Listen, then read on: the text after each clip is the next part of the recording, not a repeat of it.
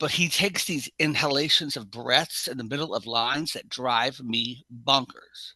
Like if you start listening for it, he'll be talking, and it happens almost in every line he speaks.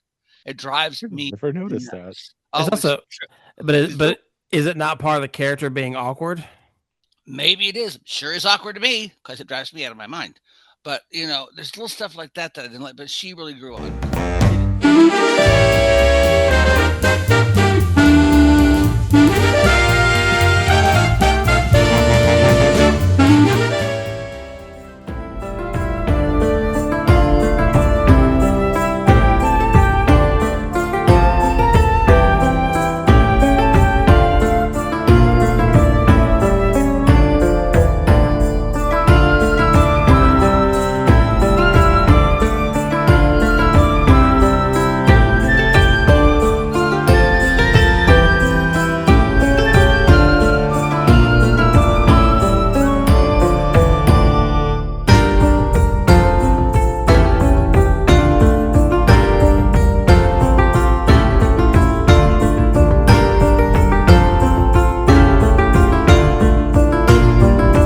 Welcome back, ladies and gentlemen, to the Chicago Cinephiles podcast. I am your co-host, Daniel.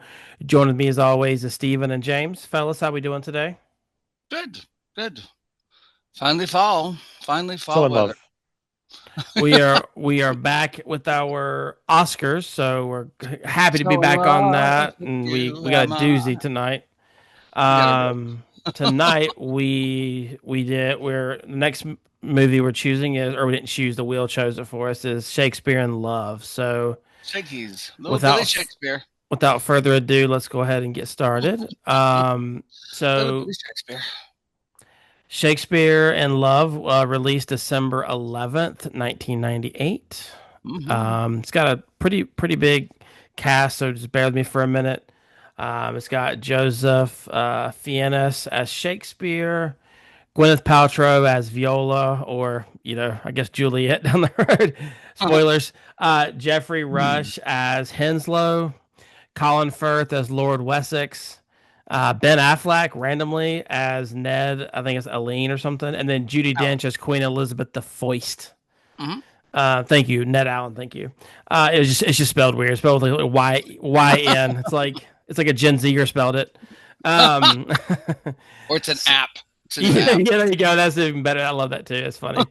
So it had a pretty big budget of $25 million, but it did make $289 million. So I'd say it's pretty good.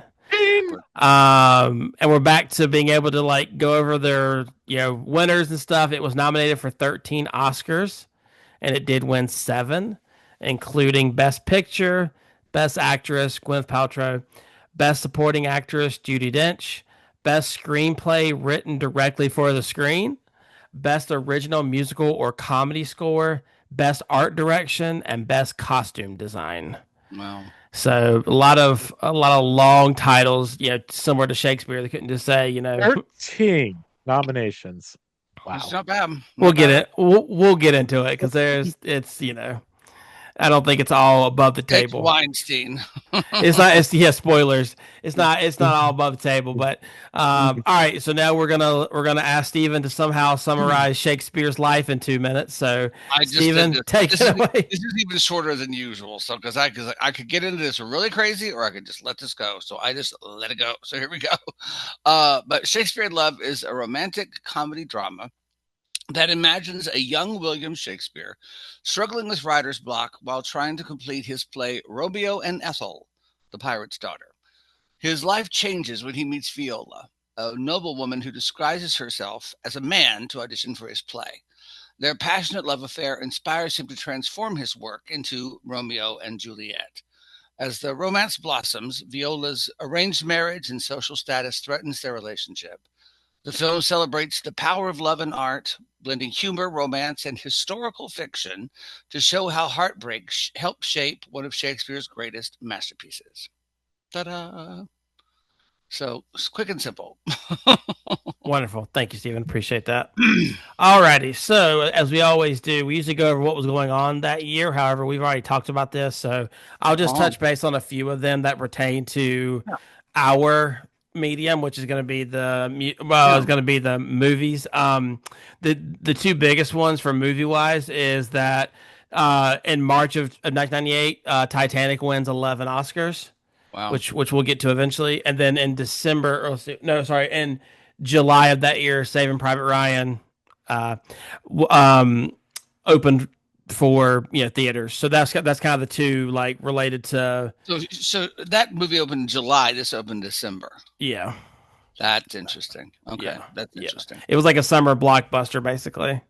That tells a lot about why it didn't win too. Yeah. And then Shakespeare was I guess, like the Christmas time. There's always usually a big one around Christmas time, too. All righty. So give me some fun facts, y'all. I know this movie was full of fun. So let's hear some fun facts. Well, the one I loved, I'm gonna jump in real quick because the one I loved was that Dame Imelda Staunton and Jim Carter are married in real life.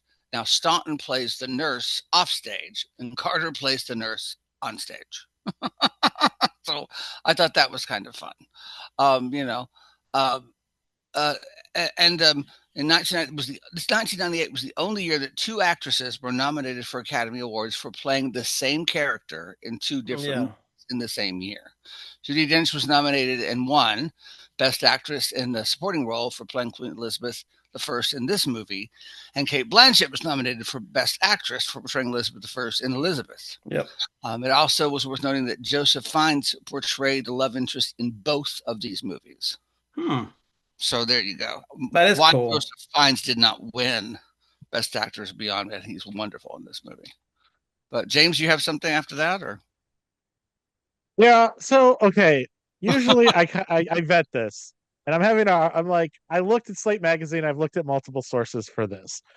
You guys could be the judge and tell me if I'm wrong. But so apparently, Queen Elizabeth II was about to bestow a new noble title to her prince son, Edward. Yes, I heard that. He wanted to be called. She was going to originally make him the Duke of Cambridge. A normal one, but Edward wanted this title Earl of Wessex after Colin Firth's character, Lord Wessex. Even though he's the villain. Yeah, he's the villain. And I've looked this up at multiple sources. I cannot believe that this is true, that he wanted that title because of this movie. Which I guess cultural impact, I guess the movie did affect the title, and now it's a title that gets passed down as royal titles, which I was just like, wow. And apparently hadn't been used since like the 1100s, so it's like crazy. Isn't that crazy? That was the craziest fact I have found out about this movie. And yeah, go ahead.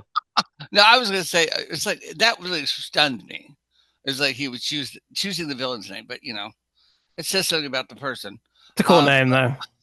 But I love that two things. I don't know if this is true or not, but the rumor is that Winona Ryder claimed, she's a klepto, so what do you want? But Winona Ryder claimed that Gwyneth Paltrow, her then close friend, saw the script of Shakespeare in Love in her home in 1997 and asked if she could read it, and then got the part without telling Ryder she was going to audition for it. The two have not spoken since the late 90s. Paltrow, however, vehemently denies this happened. Of course she does. Ben Affleck took a part in this movie because he wanted to be near his then girlfriend, Gwyneth Paltrow. Hello. And my favorite thing about this was that Judi Dench had to wear such high heels in this movie that the director, John Madden, nicknamed her Tudor Spice after one of the Spice Girls. She was Sporty Spice, Baby Spice, Scary Spice, and Tudor Spice. That's funny. Judi Dench. That's so relevant for that time period because Spice Girls were everywhere. That's hilarious. Say what you want. What you really, really want. Let me tell you what you want. Yeah. Well, and I thought it was... To me, it also felt to me like there was a ton of British actors that all play in other things. I was telling, I think I was telling Steven about it, but it's like, like I know Jim Carter from Downton Abbey, and then like Imelda Staunton is also, and see, it's crazy because Imelda Staunton plays, Harry Potter. No, well, yeah, but she plays the queen. What's the queen that just died? What's her name? Queen? Is it Queen Elizabeth? Is that her name? Yeah, Hmm. she plays her in the movie or the TV series The Crown, Yeah. and so it's like she's always playing Elizabeth. Um, and then they're also both in Downton Abbey, and then like Jeffrey Rush and Colin Firth are both in The King's Speech. Hmm. Oh yeah. And I think it's funny that Jeffrey Rush always plays characters with bad teeth. You know, because you have this character and you've got Barbosa. It's like it's just funny to see all these, characters. And like you said, you've got like you said, randomly just having what's his face in there, Ben Affleck. Like it's such a random He role didn't sort for of stick him. out like crazy. You're like, what? Why is he in here? Because like I thought maybe he was in there because maybe he wasn't like known at that time, and then you have like Tom Oh no. Wilkinson who's in there too. Like it was a Mhm. really good cast. Like And and I'll just say this about Imelda Staunton: if you have not seen Imelda Staunton play Sally in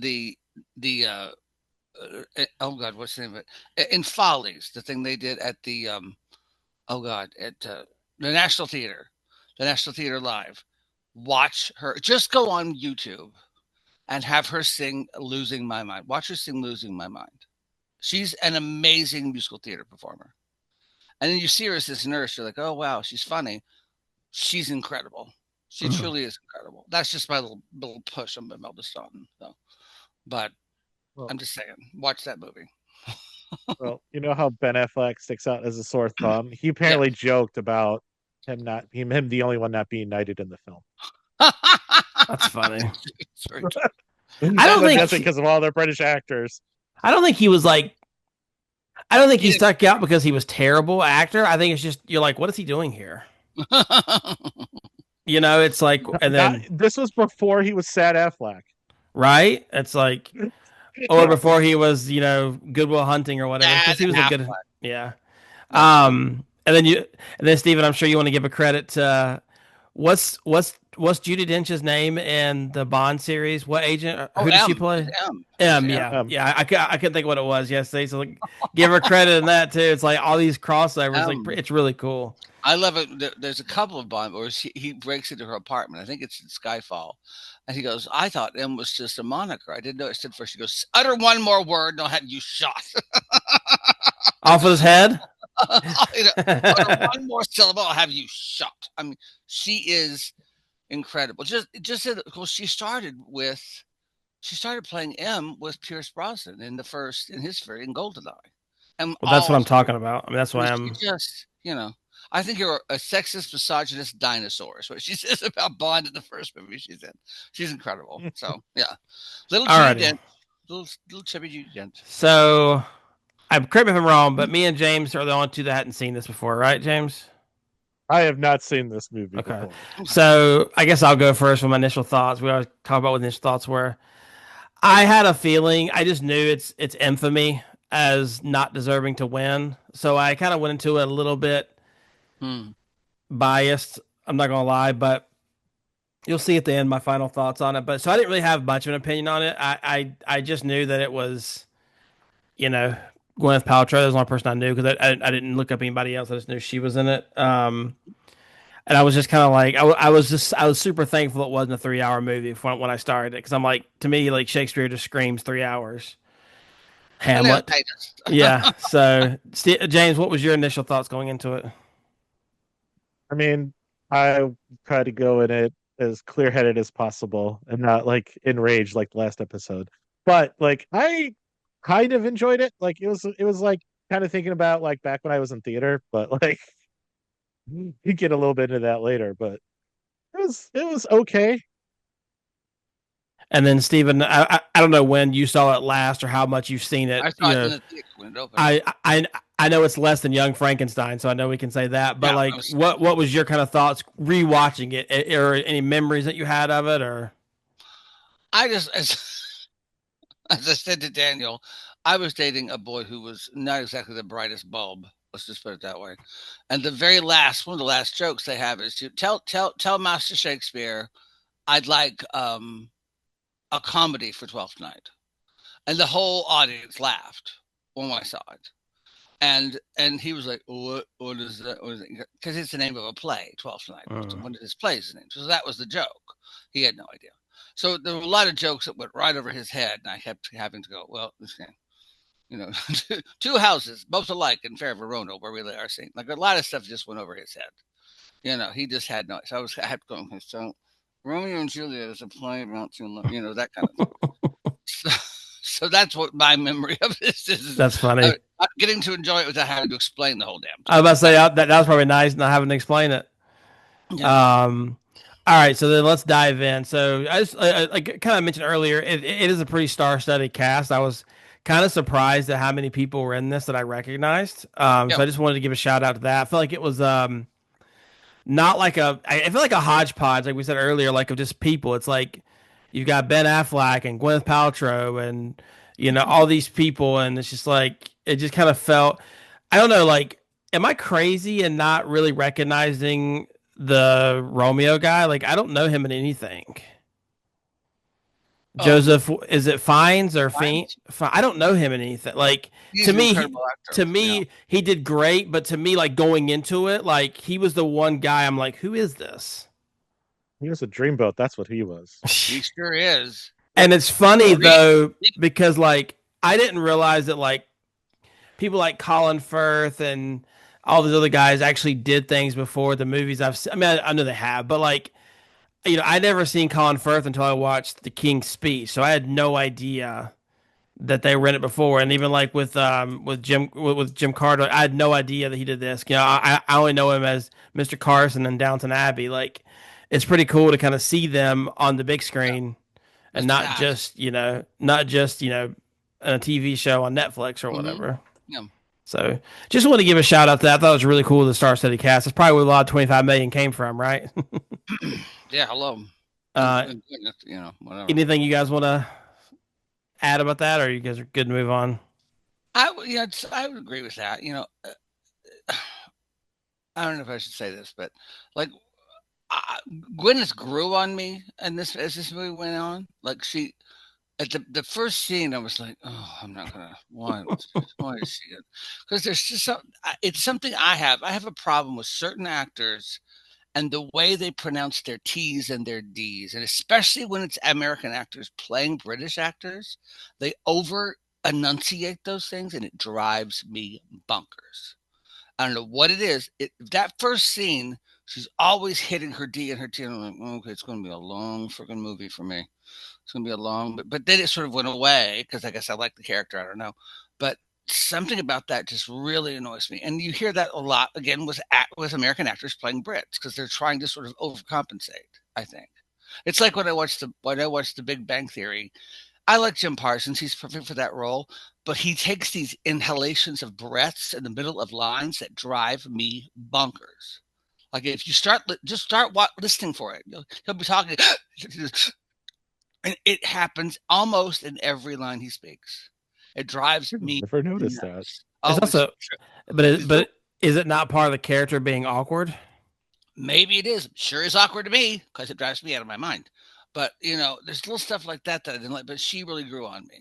See, this is why it's so great having a gay man. I'm too busy looking at how pretty Gwyneth Paltrow is, and Steven's worried about her T's and her D's, and I'm like.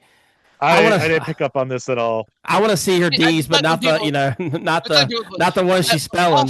I say often. When they say often, you go, okay, nobody says that in the real world. But Steven also, for everybody doesn't know, he's a big grammar N-word I can't say because we'll get in trouble by the people in Germany. He's a big grammar. I don't say just cringe. Say it's cringe worthy. Thank you very much. Yes, I'm trying to be great. Please don't say sus in the comments. He will die. Yeah, see, he just cringed right there. I'm coming to join you, Elizabeth. But see, but that's why no one under is going to know that reference. No, but I appreciate like Stephen being able to give that input because that's something, and I think it helps with Stephen is, I like James. I know you did theater, but Stephen's done theater more recently, and like. He picks up on that kind of things where I don't notice how you portray your breath or how, like he notices that because that's what you're probably taught not to do on stage, and it's just like. And here's the other thing about, if we're going to talk about Chicago, Here's what I can't stand. I'm a Southerner, and you'll get this, James. I'm a Southerner who was taught in school, lose your accent, you'll never work, lose your. So we were drilled how to speak. Then I moved to Chicago, and you're auditioning for like Romeo and Juliet. And there's some guy over here, to be or not to be. That's the question. Where there's nobler in the mind. I can't. I never get called back for one Shakespearean role. It's a bunch of crap. Like it drives me out of my mind. So that's also something I have to deal with. That's so good. Well, to be fair, the urban legend is that like how news reporters speak is based on the Chicago accent, but taken down a notch. Yeah. So, why should we change how we talk? The rest of the world imitates us. All right, Mike Ditka, the Bears. Speaking of that, The Bears. Elizabethan English, they say the closest thing we have to Elizabethan English is Appalachian English. It's talk to you like this. Yeah, because you got the. That's how people talk like that. I just remember. Can you imagine? Like that's so funny. Maybe that's the question, y'all. What is but I had a guy in my acting class. I think I forget his Robin Kaplan's or Montague's, but he's about to hit Juliet, Lord Montague or Kaplan or whatever, and his line is "My fingers itch," which means I want to hit you. My fingers itch. Oh no. And this guy in my class went, "Oh, my fingers itch." I mean, he actually. Wow. I couldn't handle it. My fingers itch, y'all. I mean, that's funny. Yeah. Look, I'm trying to be. Exactly. I do find it kind of funny that women couldn't be on stage. So they were basically saying they were okay with men being like gay, like they're okay with gay scenes essentially, but like men kissing each other, but they weren't okay with women. Like that. That's like just like I would have also treated a question if someone asked me that. Like that's so funny that's just. I just had to shout that out. Like to me, that's like. I don't know. Well, it was considered such a disreputable profession that only women who were indecent would. I know, yeah, because that's like what the Queen said towards the end. I'm like, that's weird. I mean, but they would still go to the plays, though. That's the weird thing. So it's like if you say it's indecent, but yet you're going to it, like so. Guilty by association. Strip club. I mean, basically, yeah. Just be classy. I'm going to keep it classy. I have to wear those dress pants for the longest time, even up until the 20th century. If you were an actor, it's one step above whore. Quite frankly, I mean, really, that's really what people thought. It's the most disreputable profession. These are people with no morals. So, in 1593, hello. I always go back to one of the Stephen stories. He talks about being in the Middle East and having to. Basically, like it was the opposite. You couldn't be, or you tell a story, Stephen, like where you like they just loved you because you were. Well, we were doing Gotta Have a Gimmick, and because there's 2 men, 2 women, so I had to be the last stripper. So I had to be like, a female stripper. But so when I did it here in the States, I would just play it sort of swishy, dressy, testy, Tora, this kind of stuff. So much more demura. And when I got there, we did a run through at the freaking opera house in Cairo. And this woman's like, "You can't do that here. You cannot do that here at all. No. She goes, "If you act like you don't want to do this, they'll think it's hilarious. If you're stuck in this and can't, you have to do this role because there's no one else, they'll laugh themselves silly. But if you act like you like it, you're done." You're stoned. So basically. I just got doing this, like rolling my eyes the whole time. And they were on the floor. They thought that was the funniest thing in the world. I had to be this swishy character, but enjoying being a swishy character. Oh no. It just kind of reminded me of that story you always say, because I'm like, some things never change. I thought that was interesting. And just correct me if I'm wrong. That's like most of his plays were all men, correct? Yeah. Yeah, it wasn't all. I think it was not. I think it was after his death. Was it 1660? 70? 1660. The first female played. Yeah. Crazy. And I assume they would bring like pre-adolescent boys to play feminine characters too, obviously, like because it was more, like that's the whole thing, and that his voice starts to drop, and he's like, "Oh, I'm sorry." Oh yeah, that cracked me up when he was like, "Yeah." That's what I thought. They were treated like dirt. That's what I thought the reference was, but I wasn't sure. Alrighty, so let's get into it. What do we think? Actually, well, yeah. What do we think overall about the movie? I mean, I'll it let you go kind of first, James. reminded. Okay, sorry. Don't compare it No, to no, no, the no. I'm not comparing it to yeah anything. yeah like just The reason I kind of like this movie is because I felt like the Shakespeare. I'm not saying that these people were great writers or anything, but the way of like him scheming and trying to put on a show, I feel like I've been a part of that way too many times. And like you're just sitting in the audience and then you're like, "Oh, I know you've acted. I have somebody who's stuck in traffic. Can I give you a script and you go up on stage?" Like I've done that before for a Oh yeah. friend, and I was like, if anybody else, I wouldn't do this, but fine, I owe you. So like you get pulled up on stage and you are literally have an earpiece and you are mouthing your way through this, and you're like, and then the audience doesn't know. So right. it's like Shakespeare being a like kind of like a charlatan and just like, oh, I don't worry, I got this play. It's gonna be magnificent, and then completely delivering something else. Like I was like, oh, this kind of reminds me of my theater days. This is amazing. So true. I don't know if that you Stephen, you have obviously way more experience than I will ever have, You're right but though. I don't know if that's your Well, I just point remember of I view had to is. go on for the lead in A Normal Heart, and I had rehearsed. I had rehearsed every week for doing this, and was told last was like, okay. Oh, by the way, it was a matinee. It was a matinee. Oh, for the evening show, he's going to go home. He's not feeling well, so you're going to go on. What? I'm going to go on? And I remember going to the top of the stairs of this theater and putting my head down and just crying. And just crying on. I just kept crying. I was like, Steven, it's going to be okay. You know your stuff. I don't know if I know my stuff. And I'm just going to ruin this whole play. And it's going to be horrible. And everyone's going to hate me. And oh my God. No, it's all right. It's all. And there were people, and you hear this all the time when understays go on. There were people standing on people's shoulders watching me. Like, can he do it? Is he going to screw this up? Is he going to be, like, how is he doing? My God, he's already got that skill. Okay, let's see if he has it. Because I just had pages and pages of monologues that went on and on. So you're right. This is just like, we're putting on a show. Hey, you got a script? Hey, you want to do this? Let's go. It's nuts. It's just really nuts. So It's like that little Billy Shakespeare had the same problem. yeah. So that I actually love that movie because it kind of reminded me back of theater. So like Yeah. Mm. overall, I did enjoy this movie because of that, because Yeah. I thought it captured the I absurdity agree. of theater life pretty well. Very much so. Yeah, I like just like watching it in a vacuum. I really actually liked it too. Can't like I wasn't sure if I would, but I mean there were a few parts where I was like I kind of fast forward through all the like love making stuff. I'm like, okay, we get it. You guys love each other, like, and that kind of leads to my next thing. Like, I want to recall this Shakespeare in Lust because my God, I have never seen people Uh-huh. go at it like Oh, yeah. I mean Good they thing, good thing Ben Affleck was on the set because, yeah. I mean otherwise, Dr. like Jones would have taken that girl away from me in 2 seconds, buddy. yeah, like yeah. I mean it was.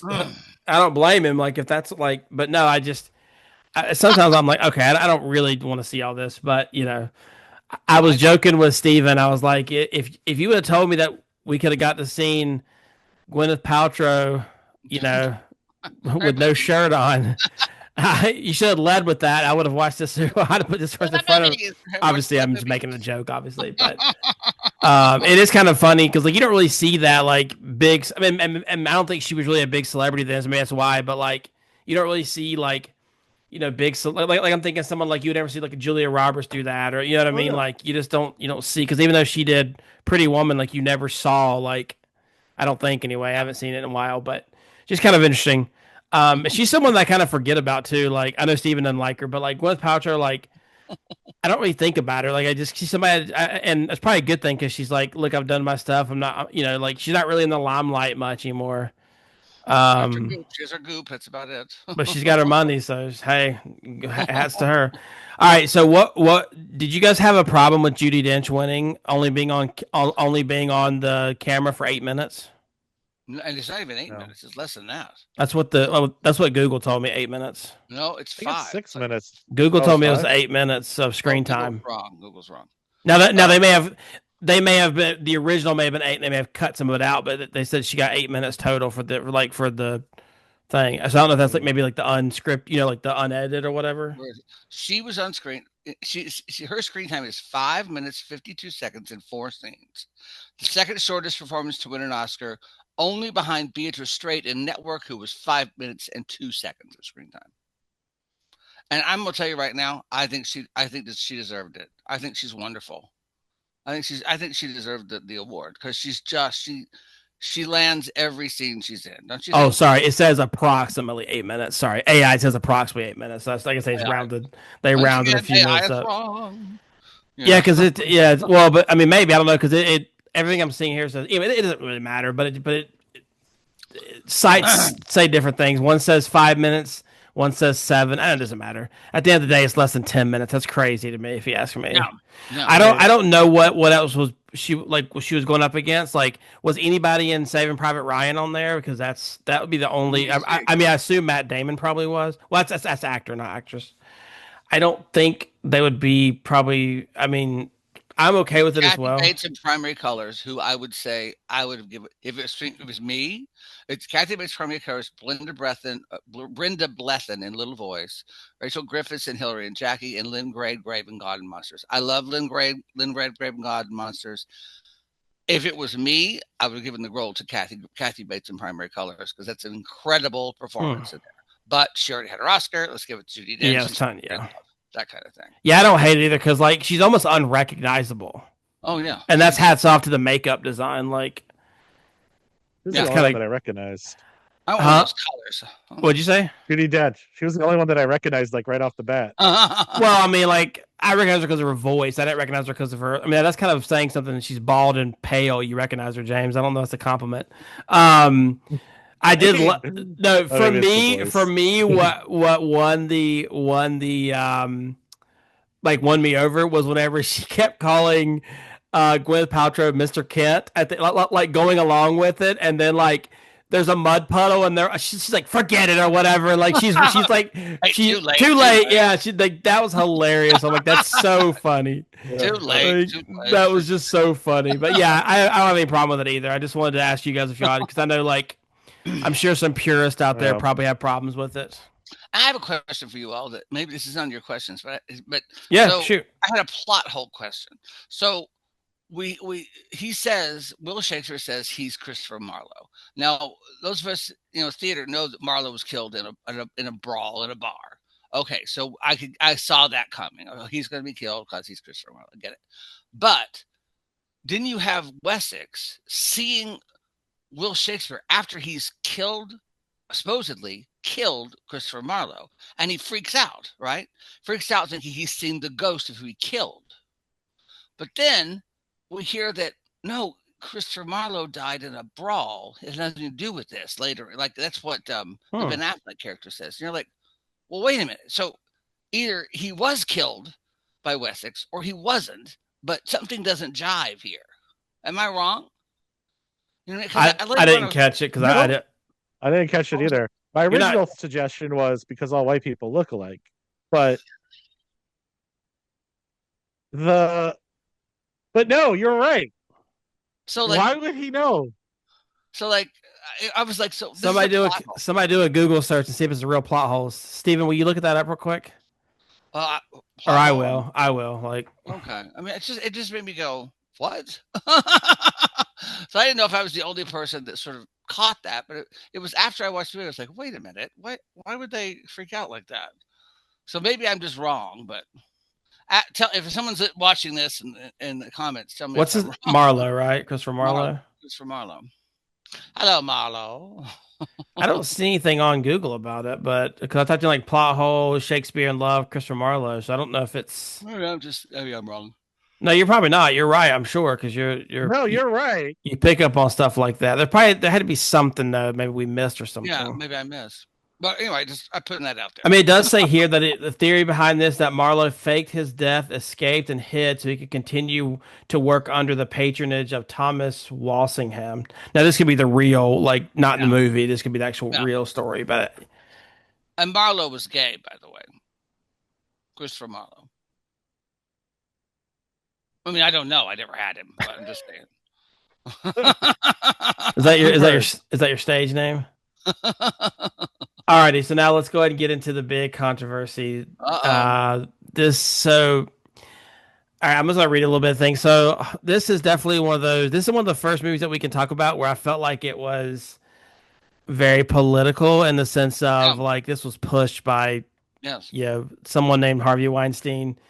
Mm. Someone called it his bully masterpiece. I thought that was really, really kind of catchy. And I'm going to read a little bit here, so just kind of bear with me. But basically, Weinstein strong armed the movie's talent into an unprecedented blitzkrieg of press. Basically, would Hmm. force them to go on any TV show, any talk show, any radio show, anything. Just go, go, go, go, go.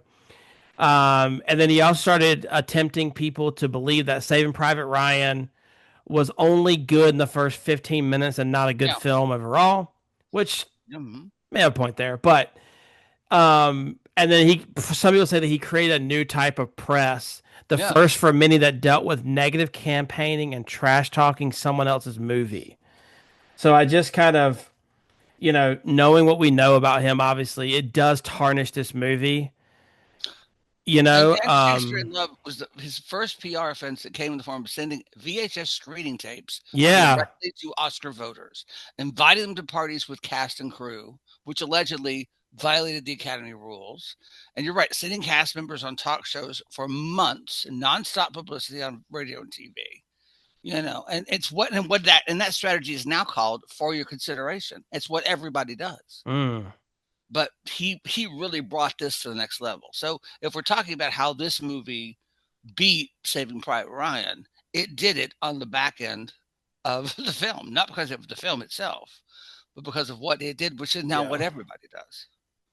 which is why a Basically, lot of Or people don't like the Oscars because it's always it's all political. someone else should have won exactly. Like we talk about that's why we bring up what was going on in the world during that time period because maybe Yep, that's why a movie won or whatever. yep, I agree. I agree. James, And I any would say, thoughts? Oh, okay. I would say this.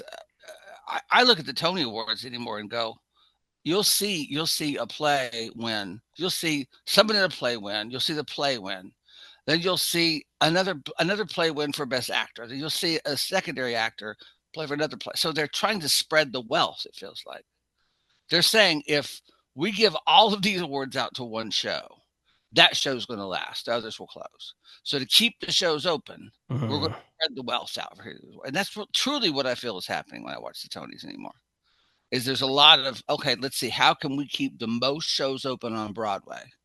If we give this actor this role, they'll stay in the show for a year. That show will run, and it's the same with the movies. I think. Mhm. That's a good point. But sorry, you're going to say, James. I apologize. no, no, no. Actually, that's kind of interesting about the Tonys. Um, sorry.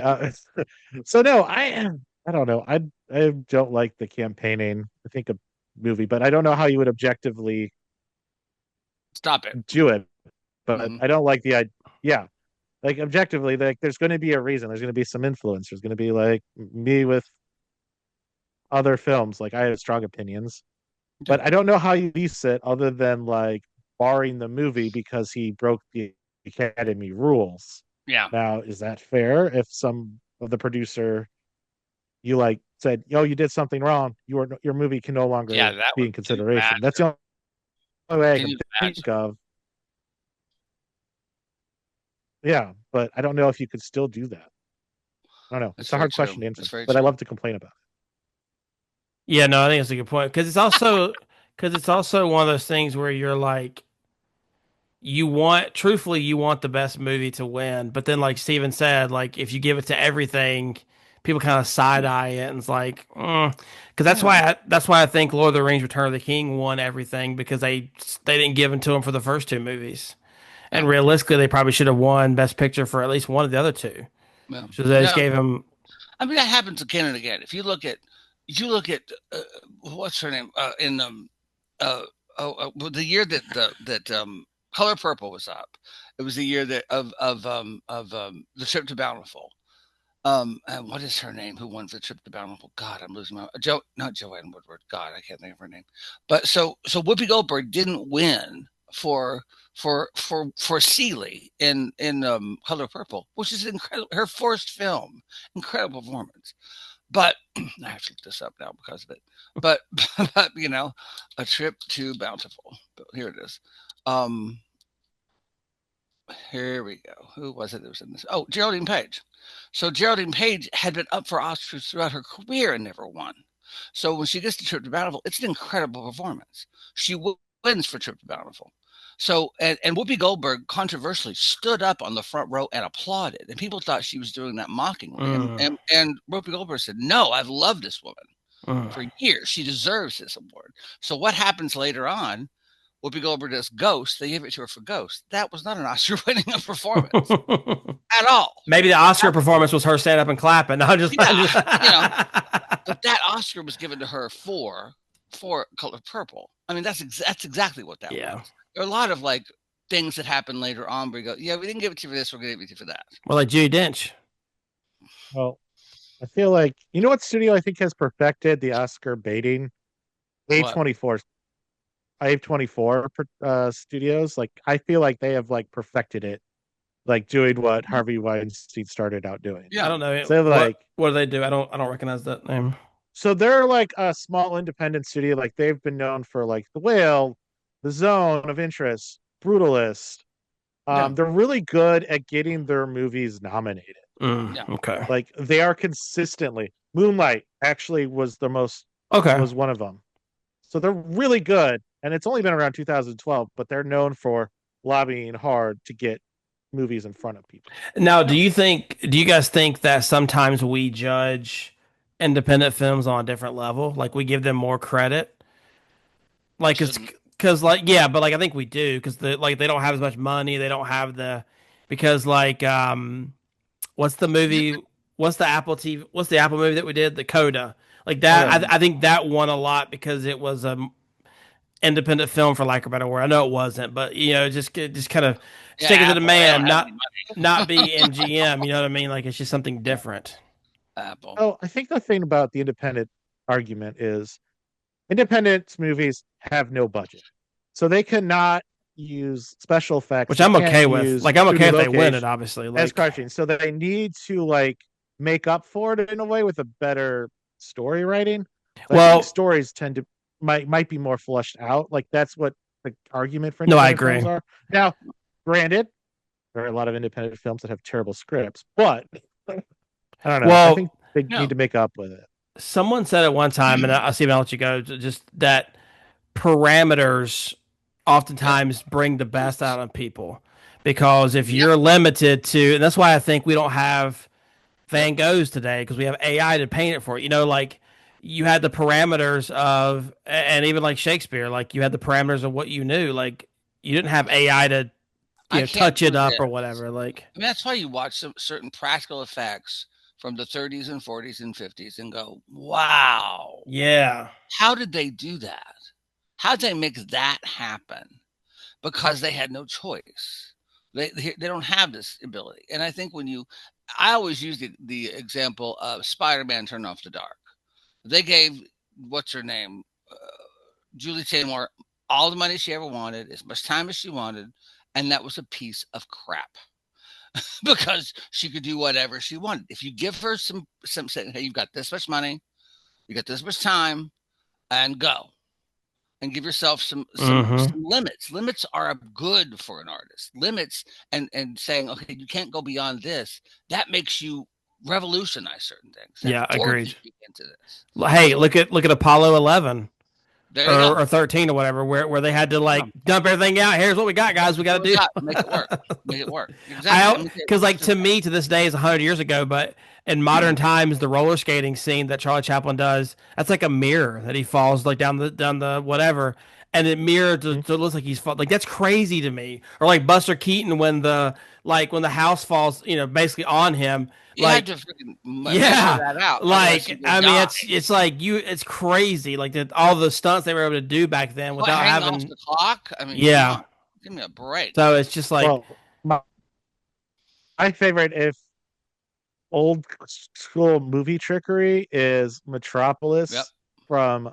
It's a silent film in the 20s. Mm-hmm. Oh my god, that has such great like forced perspective, and how doing all kinds of crazy tricks. If you want to see old school special effects, I love Metropolis. Or we could do Superman running by a bus. You mean the train? It's a train, yeah. Train, whatever. Sorry. And Lois Lane happened to be on that. Yeah, Mummy, okay. mummy, mummy. Uh, no. Is that where Stewie gets the mom, mummy, mama, ma, mom? All righty. Now the most controversial part of the night. Should it have won? Just for reference, Shakespeare in Love gets a 7.1 on IMDb. Saving Private Ryan, 8.6. The Thin Red Line, 7.6. Life is Beautiful, 8.6. And Elizabeth, 7.4. We'll start with Steven just because I think you maybe a little more softer on Yeah, Shakespeare than me. And I'm gonna say it. I loved how, and it's totally because I'm breaking. I'm Tom Stoppard. Tom Stoppard came into this to write with the original writer, and he really just brought so much. I'm sure so much of the references to Shakespeare's plays and Shakespeare that came from Tom Stoppard. That's just there's a no brainer because if you read it like Rosencrantz and Guildenstern are dead, you read these plays by Tom Stoppard and you're amazed by what he can do with the history and changing it into historical fiction. He's brilliant at it. So because of that, and the acting, why Joseph Fiennes didn't win? Why? I mean, I get it, but he's so brilliant in this movie. He's so good. He's better than Gwyneth, quite frankly. I think it deserves to win. I absolutely. mean, I think that, I believe Saving Private Ryan is a great film, but something about this movie just stirred me watching it this time. Well, okay, I think this deserved to win best picture. Now I'm probably going to get my head shot off now, but you two go. Well, just correct me if I'm wrong, Steven. Did you get a chance to watch Saving Private Ryan or No, no? I did not. I Yeah, wish which that is fine. That's okay because because I want to see Life is Beautiful. It's I on my watched Saving list. Ryan's Privates, but no. I want to see Life is Beautiful, but it's on my Yeah. list things to see too. But it's like pretty hard to watch because it obviously deals with Germany in the 40s. Oh yeah. I haven't seen The Thin Red Line or Elizabeth, so I can't speak on it. Um, so I do think that Saving Private Ryan should have won, and here's why. Sure, after the first like 30 minutes, people can say like, "Oh, it's just a normal war movie," but like to me, watching this movie, I didn't like it didn't impact me like saving like to me Saving Private Ryan humanized World War II as when I was a teenager watching this for the first time. Mm. Because like sure, your grandpa, oh that's my grandpa, frail and old and whatever.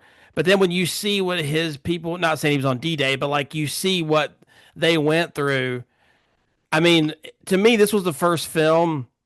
Saving Private Ryan to me was the first film that I ever recall or remember seeing actual blood splatter on the camera lens. Mhm.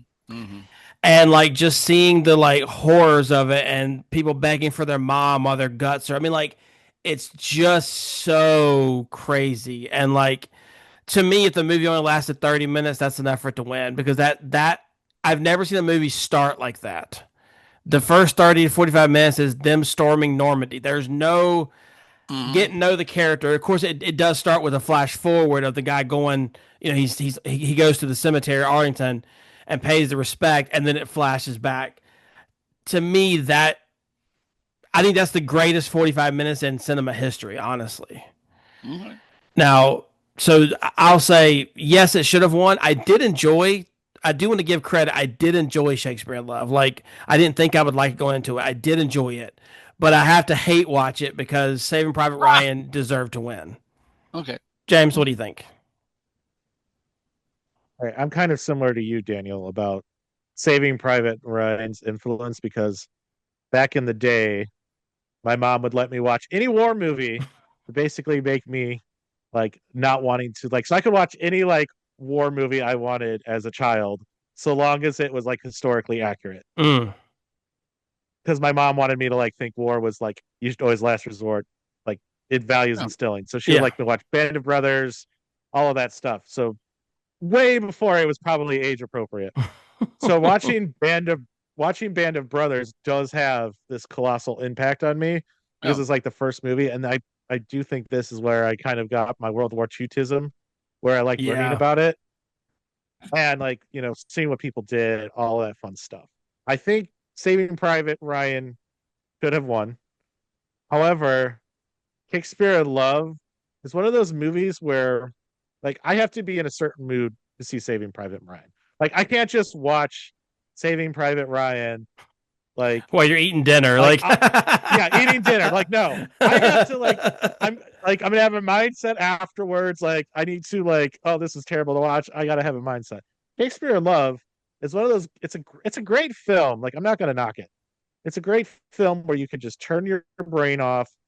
You enjoy a story, and it's a good piece of cinema with like some fun callbacks. Yeah. And Yeah. if you're a theater kid, you probably love it even more. Like, so, but I still have to like. I'm not hating on it. Like I thought I was going to hate yeah, this way same. more, Yeah. I think but they do a really good I job do think too. Saving Private Ryan. Oh, sorry. I think they do a really good job too of show of like to me, William Shakespeare is a larger than life character, and I thought they did a really good job of kind of showing like an untold, like. Yeah. And I apologize, James, if I'm talking over you. I don't know if I'm having internet issues or you are because you keep freezing on me. So I don't know if it's me. Yeah, it's Oh happening on really? my job too. Yeah. Okay. So I Must be just my like internet. that's not why I promise. Like I'm not trying to talk over you. I just like your Mm. mouth stops moving, and all of a sudden, like 5 seconds later, I hear like your final conversation. Like, Oh, yeah, my you're like, bad. no, you're good. I just don't want you to think I was like being a dick and like talking over you. No. Um, I never assumed that. but it is also funny, like Steven said earlier, that like what's the odds of two movies having Queen Yeah. Elizabeth, Well, like in the same year? Like what? of course it because someone greenlit this. Oh, we're gonna have Elizabeth. Put her in. Put her in. You know, like that's how stupid. Um, but yeah, and like Steven, I don't hate your take either. I understand your thoughts on it. It's like I just fell in love with it again, and it's so well crafted. Except for my big plot hole, it's so well crafted. it's a good Just rom com. It does what it's supposed to do. it Like starts in 1593. This is when you wrote this play. To have it's just so well done. it really is. All these, when No. Marlowe died, we'll bring Marlowe into it. Okay, just stuff like that. There's a lot of stuff like that. And this is why I think it's important to this is life in general, but Oh, important to watch something and then give your opinion on it because yeah. if you Google this, everyone's going to tell you it's terrible because Harvey Like Weinstein backed how it. yeah. And it's like set that aside. I understand that's not right. We all agree he's not a great person. But guess what? But Here's what you're saying is, oh, it's horrible he did this. Now everybody does it. yeah, right. It's like now That's we're standard practice. well, no. 24 studios. I'm talking about what all he did afterwards, not But I'm saying, but he Yeah. shouldn't have done this. and then like Standard because practice. Like this because is what every movie company does now to get their movies. it is true. So say what Hey, you will, we will selfish plug here if shameless plug if anybody wants us to, hype up their movie, you can send the donations to our PO box. Here we go. But Weinstein also like apparently there's rumors that he like basically asked Gwyneth Paltrow to come up to his room and she said no. Yeah. So that I mean it's a whole like God. it's a Thank whole God. crazy thing, but. What a scumbag. Like I said, and then I do want to see Life is Beautiful because the reason I haven't seen it yet is because it's not on really any. It's hard to like find. It's not like an easy like movie to find. It's got what's his name like Adrian Brody. Is that how you say his name? I always get him mixed up with somebody else, but like it's got the same ranking as Saving Private Ryan. So anyway, any final thoughts, fellas, before we wrap it up and choose the Wheel of Destiny? Wheel of Destiny. No, See Saving Private Ryan when you get to Headspace and Shakespeare in Love if you're looking for just watch a movie randomly. and Shaving Ryan's Privates, and you're in a good mood. Watch Saving Private Ryan whenever the 250th anniversary next year is. Okay, Ron Jeremy. You got that joke from the Surreal Life. Alrighty, so now we're gonna do. Let me go ahead. Wheel of. Let me share my screen. Give me just a second. She's so backwards. She can't get to it. It's fine. God love her. She's a little slow tonight. Well, it's because you're talking. And it's driving me crazy. I'm trying to like. I can't concentrate because you're like talking. That's why I couldn't find. Okay, there we go. Oh, bless his heart. I can't multitask. I'm sorry. I'm not good at that. Alrighty, here we go. Shaving Ryan's Privates out of it. You did good. Let's find out. Everybody, big bucks, no Emmys. We are watching. I'm gonna call it. Can I call it audible on this one? The Life of Emily Zola. It's 1937. Can we redo it and just cut this out? I don't really want this shitty movie. I really don't like. You don't even know if it's a shitty movie It's yet. a 30s movie. It's terrible. Right. So yeah, well, it looks like next week we're gonna be watching the life of Emile Zola. Emile Zola. Never seen it. Have any of you guys seen it? No, I've never seen it. We're Nope. fresh to all three of us. It's gonna be so much fun. Alrighty, y'all. Well, we appreciate y'all coming out, and until next week, this is the Chicago Cinephiles podcast signing off. Emile Zola.